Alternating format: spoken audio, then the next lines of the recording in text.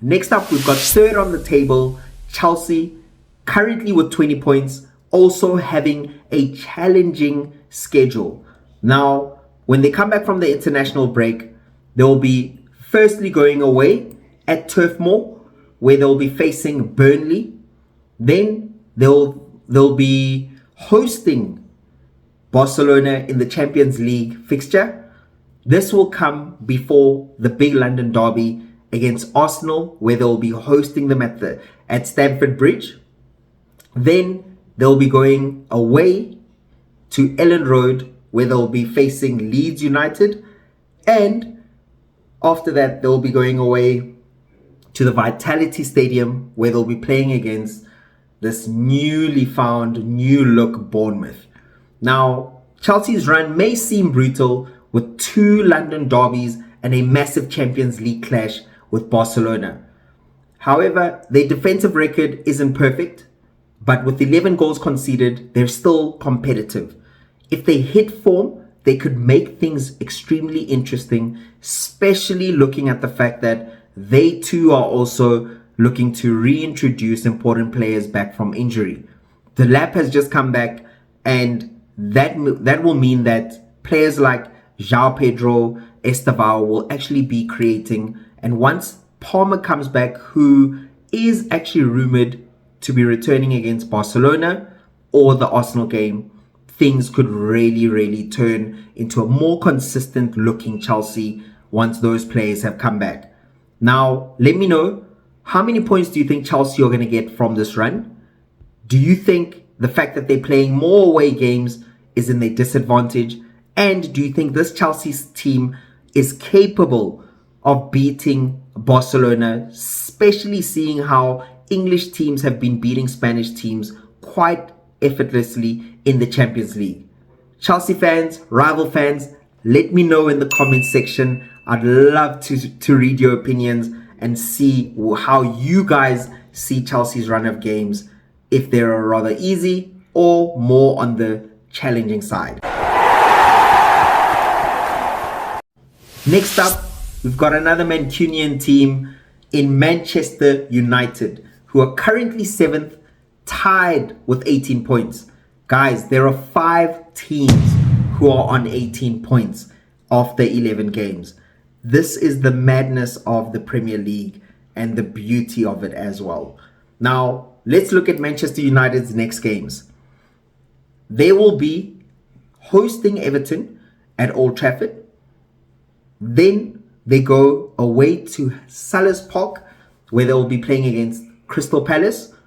Then they host West Ham United at Old Trafford, and they go away to Molineux Stadium, where they'll be playing against Wolves.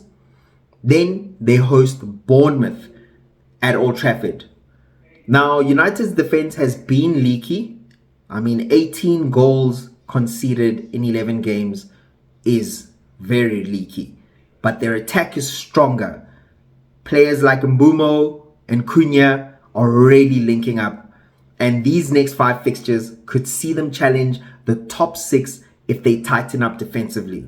Yes, we know that Šeško picked up an injury. However, we've seen Mason Mount play up with Bruno Fernandes, Cunha, as well as Mbeumo, and when they've played, they've looked the most threatening. So, Manchester United fans, rival fans, let me know, do you think new look Everton or the new look West Ham or new look Bournemouth might be a bit too much for this Manchester United team? Or the fact that they're playing 1 game a week, could that be in their advantage and see them actually overcoming the next 5 fixtures? I'd love to know your opinion. Drop your opinions in the comment section. Let us know, and let's see how the next 5 fixtures will be for Manchester United. Finally, we've got Liverpool, who are currently 8th on goal difference, but tied with Manchester United on 18 points. Now, Liverpool's next 5 fixtures are as follows. They will be playing at Anfield, where they'll be hosting Nottingham Forest, and this is a new look Nottingham Forest, with Sean Dyche, who has actually found some success against Liverpool. However, this is a different Liverpool squad with a different manager.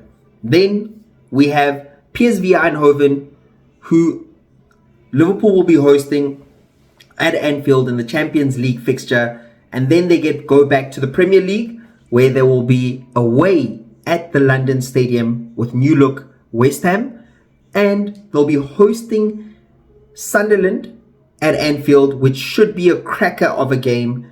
Then they will be going away to Ellen Road, and this will be playing against Leeds United in the Premier League. Now, yes, Liverpool's defense has been a concern. They've also leaked 17 goals in 11 games, but they've only been able to score 18 goals in 11 games as well. Now, Arne Slot will need to tighten things up to stay competitive in the top six, and let alone defending their current title or challenging Arsenal at the top.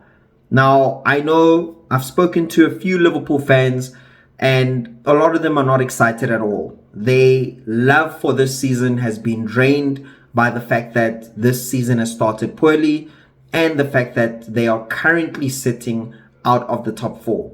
However, look at the bigger picture, guys. It's 11 games that have been played. However, look at the bigger picture, guys. They've only played 11 games and they're currently sitting 8th. However, that's 18 points versus Arsenal's 26. Yes, 8 points is a loss. Now, that gap can be closed, not necessarily saying that they will be first. However, top 4 is still extremely realistic. The fact that the international break is no longer going to be blocking or stopping the momentum for the next month or so, that means that all these teams can now start building momentum. Players who are new to Liverpool can start also building momentum, finding rhythm, and Arne Slot can finally find his best 11. Now, with that being said, Liverpool fans and rival fans, how many points do you see Liverpool getting in the next 5 fixtures? And do you see Liverpool actually bouncing back into the top 4 after these next 5 fixtures? I'd love to know your opinion, guys. Drop your comments below, and also let me know what Liverpool will need to do to fix their current bad run of fixtures. Now, football fans, it's your turn. I need you guys to engage. Let's get talking about football. Let's get the hype for this weekend's fixtures running. And I need you to let me know, can Arsenal hold onto the top spot after the next 5 fixtures? And will Manchester City close the gap or overtake Arsenal by the end of the next 5 fixtures? Or could Chelsea, United, or Liverpool make a surprise push? Drop your predictions in the comments below. I want to see what you guys think. And don't forget, if you haven't already, subscribe, smash that like button, and join this growing community on the road to 250 subscribers. Every like, comment, and share helps this channel grow. And I truly appreciate every single one of you for supporting Pitch, Pit, and Punch. I'll see you guys in the next one.